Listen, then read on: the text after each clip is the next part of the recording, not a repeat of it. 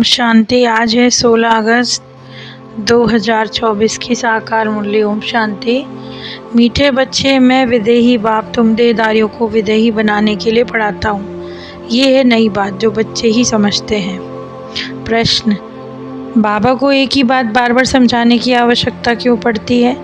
क्योंकि बच्चे घड़ी घड़ी भूल जाते हैं। कोई बच्चे तो कहते हैं बाबा वही बात बार बार समझाते हैं। बाबा कहते हैं बच्चे मुझे वही बात सुनानी पड़े क्योंकि तुम भूल जाते हो, तुम्हें माया के तूफान हैरान करते हैं। अगर मैं रोज़ खबरदार ना करूं तो तुम माया के तूफानों से हार खा लेंगे। अभी तुम सतोप्रधान बने ही कहाँ हो, जब बन जाएंगे तब सुनाना बंद करेंगे।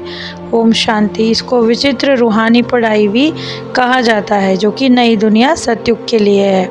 नॉलेज तो यहाँ भी है, पढ़ते हैं, सब देहधारी एक दो को पढ़ाते हैं। ऐसा कोई नहीं होगा जिसको विदेही बाप यानी रूहानी बाप पढ़ाते हो। शास्त्रों में फिर श्री कृष्ण भगवान उवाच लिख दिया, तुम्हारे में भी नंबरवार समझते हैं। मैं ही आकर बाप कहते हैं इस द्वारा तुमको पढ़ाता हूँ शांति का सागर जो सब आत्माओं का पिता है।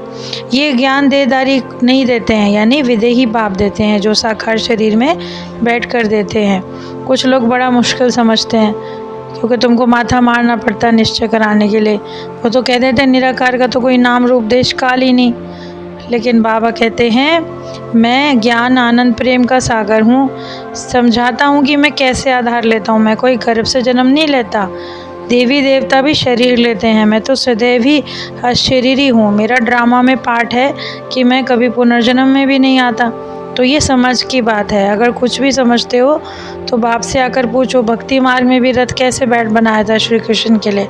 तो बच्चों को वंडर लगता है कि बाबा कैसे 5000 वर्ष बाद आकर पढ़ाते हैं, क्योंकि पतित पावन परमात्मा को आना ही पड़ेगा। इसीलिए कहा जाता है सत्य टीचर अकाल मूर्त सतगुरु। सिख लोगों के अच्छे स्लोगन हैं, परंतु पता उनको भी नहीं कि सतगुरु अकाल मूर्त कब आते हैं। ये भी गायन है कि मनुष्य से देवता किए करत ना लागी वार, कब आकर मनुष्य से देवता बनाते हैं। तो ये सिर्फ बाबा क्या कहते हैं, मन मना भाव। तो वही जो सर्व की सदगति करते हैं वही अर्थ समझाते हैं सदगुरु कि कैसे वो तुम्हें विश्व का मालिक बनाने के लिए आते हैं। तो बाबा कहते हैं बच्चों जो तुम सतो प्रधान थे, अब जो सृष्टि के चक्र अनुसार तुम प्रधान बने हो, अभी जो पावन देवी देवताएं थे वो सब कहाँ गए जो कि बाप समझदार बनाते हैं। आता तो मैं एक ही बार हूँ, संगम युग है, वहाँ तो काल आ ही नहीं सकता। यहाँ तो कालों का काल बाप है, सतयुग में दरकार भी नहीं है। जभी तो बाबा खुशी से कहते हैं चलने के लिए तैयार है, पतित दुनिया से पावन दुनिया में ले जाते हैं शांति धाम। तो ये बातें घड़ी घड़ी भूल मत जाओ। माया दो दुश्मन सामने खड़ी है, वो शक्तिवान है, वो आधा कल्प तुम पर राज्य करती है, इसलिए तुमको भुला देती है। तो इसलिए बाप को रोज़ समझाना पड़ता है, क्योंकि खेल है पवित्र और अपवित्र का। काम विकार के लिए देखो कितने झगड़े हैं। बाप कहते हैं अभी जो तुमको ज्ञान का तीसरा नेत्र मिला है, इससे जिस्मानी नेत्रों से देखो ही नहीं, ये अपने रूहानी नेत्रों से देखो कि अब हमको सतोप्रधान बनकर स्वीट होम जाना है। परंतु जो रोज़ समझाया जाता है उसके लिए हम भूल जाते हैं, तो बाबा हमको रोज़ बताते हैं। ऐसे कहते हैं कि बाबा को रोज़ पढ़ाना पड़ता है, बात एक ही है, परंतु घड़ी घड़ी भूलते हैं, इसलिए समझाते हैं। तुम भी एक दो को यही समझाओ कि परमात्मा को अपने आप को आत्मा समझकर याद करना है। तो सावधान करना ही छोड़ देंगे। बाप जानते हैं सब नंबरवार हैं, पुरुषार्थ अनुसार हैं। अब उनसे बेहद के बाप से तो बेहद का सुख ही मिलेगा, परंतु जब पवित्र बनेंगे और पढ़ाई पढ़ी नहीं तो फिर कैसे हो सकता है। सारे चक्र में निराकार बाप से तो कोई पढ़ाई नहीं अब तक। ये पढ़ाई हर 5000 वर्ष बाद होती है। बाबा तुमको आते हैं सतो प्रधान बनाने, एक ही बार समझाते हैं जिससे फिर तुम देवता बनेंगे और फिर नंबरवार आएंगे पाठ बजाने। इतनी सब बातें बुढ़िया आदि की बुद्धि में बैठ ना सकें, तो बस इतना ही कहो कि अपने आप को आत्मा समझकर शिव बाबा को याद करो जो कि सभी आत्माओं का बाप है। शिव बाबा तो हैं निराकार, उनको याद करके पवित्र बनकर फिर शरीर छोड़कर बाप के पास जाना है। परंतु माया इसको ही बुला देती है। इसी को तो युद्ध कहते हैं। कितनी बातें जो समझाते हैं उनकी अगर लिस्ट बनाओ तो भगवान उवाच कि सर्वव्यापी नहीं हूँ, ये बड़ी भारी भूल है। 5 विकार गीता का भगवान श्री कृष्ण ने, इन भूलों को सुधारो तो देवी देवता बन जाएंगे। परंतु भगवान को भी सद्गुरु बनकर, टीचर सद्गुरु बनकर आना पड़ता है। शास्त्रों में भी दिखाते हैं कि सबके विकार ले लेके गला काला हो गया। बात कितनी सही है, लेकिन माया इतनी ज़बरदस्त है कि बुला देती है। अब हर एक को अपने दिल से पूछना भी है कि हम अभी तक कितना सतो प्रधान बने हैं। बाबा समझाते हैं जब तक विनाश नहीं हुआ तब तक तुम कर्मातीत अवस्था को पा नहीं सकेंगे। भले कितना भी माथा मारो, सारा समय शिव बाबा को याद करो, कोई बात ऐसी मत करो। बाबा कहते लड़ाई से पहले कर्मातीत अवस्था को पाकर दिखाऊंगा। ऐसा कोई निकले, ऐसा तो ड्रामा में नहीं हो सकता। कितना माथा मारना पड़ता है, क्योंकि माया तो रुस्तम के साथ और रुस्तम हो के लड़ती है। बाबा खुद कहते हैं मेरे तो बाजू में एकदम शिव बाबा बैठा है, तो भी मैं कभी कभी भूल जाता हूँ, समझता हूँ मेरे साथ बाबा है, फिर भी मुझे याद करना पड़ता है। तो इसमें खुश नहीं हो जाना कि हमारे साथ भी ऐसा होता है। तुमको तो निरंतर याद करना है, माया के साथ और रुस्तम होकर लड़ो। कि बच्चों को कैसे समझा सकूं, बाबा को खुद आता है मन में, इतने नज़दीक बैठे हुए को कर्मातीत अवस्था को नहीं पा सका, तो भले ऐसी कोई कोशिश करके दिखाए, पावन बनकर दिखाते हैं, क्योंकि ये ड्रामा है। हमको पुरुषार्थ तो करना ही है। मुख्य बात है कैरेक्टर्स की जो देवी देवताओं के थे। अब पुरुषार्थ करना पड़े ऐसा बनने के लिए, क्योंकि विकारी से निर्विकारी बनाने वाले परमात्मा है और तुम हो ईश्वर के वंशी। अभी तक तो रावण का वंश चला, तो ये युद्ध है। तो बाबा रोज़ रोज़ समझाते हैं बच्चों अपने आप को सुधारते जाओ, रोज़ रात को पोता मेलते हो। सारे दिन में कोई आसुरी चलन तो नहीं चली। बगीचे में तो सारे फूल होते ही हैं, सब तरह के पार्ट है, सबका अलग अलग। बाप भी आकर स्थापना का कार्य करके फिर छोड़ते हैं। हर 5000 वर्ष बाद विश्व का मालिक बना ही देते हैं। बेहद का बाप है ना, तो नई दुनिया देंगे। अच्छा मीठे मीठे बाप दादा प्रति बच्चों का याद प्यार और गुड मॉर्निंग। रूहानी बाप को रूहानी बच्चों नमस्ते। धारणा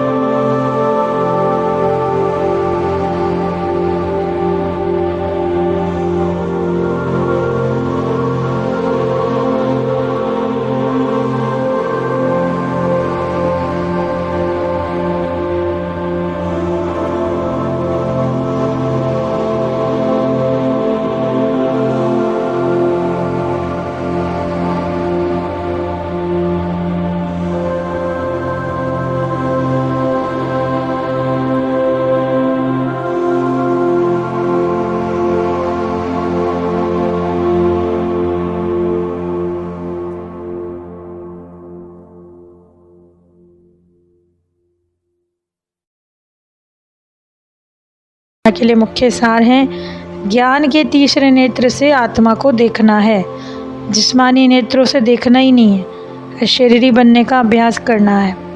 बाप की याद से अपने देवी कैरेक्टर बनाने हैं। अपने दिल से पूछना है कि अभी तक कहाँ तक गुणवान बने हैं, इतने सारे दिन में आसुरी चलन तो नहीं चली। इसका वरदान है सदा केयरफुल रहकर माया के रॉयल रूप की छाया से सेफ रहने वाले मायापुर भव। जैसे बाबा ने बताया कि वर्तमान समय माया रियल समझ को, महसूसता की शक्ति को गायब करके रॉन्ग को भी राइट का अनुभव कराती है। जैसे जैसे जादू मंत्र करते हैं ना तो परवश हो जाते हैं, ऐसे ही रॉयल माया रियल समझने नहीं देती। इसीलिए बाप दादा टेंशन को डबल अंडरलाइन करा रहे हैं। ऐसा केयरफुल रहो जो माया की छाया से सेफ यानी माया प्रूफ बन जाओ। अपने मन को, बुद्धि को बाबा की छत्र छाया के सहारे में ले आओ।